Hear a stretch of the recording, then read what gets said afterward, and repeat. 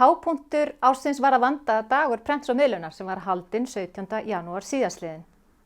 Boðið var upp á fjölda fyrirlestra og Ari Eldjárn flutti gamanmál. Þá var boðið upp á léttar veitingar. Áætlaður fjöldi gesta var 250. Þetta er alltaf jafn skemmtilegur viðburðir í starfi okkar félagsmanna og ég hlakka til að hitta ykkur í raunheimum þegar það er óhætt en það er alls óvíst.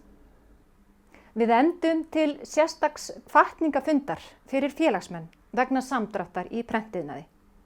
Jóhann Ingi Gunnarsson flutti þar erindi siglu og hvatningu á óvissutímum og námsráðgjafi Iðunnar gaf góð ráð. Þessi fundur mæltist vel fyrir.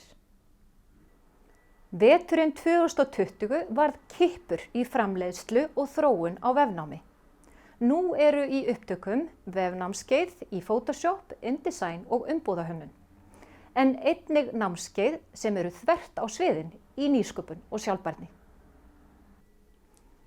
Námsframboð sviðsins breyttist töluvert vegna COVID-19. Í stuttu máli sagt færðum við allt nám sem mögulegt var á vefinn. Einnig buðum við félagsmönnum okkar að sækja öll námskeið þeim að kostnaðarlausu og þetta fannst okkur sjálfsagt í ljósi ástandsins.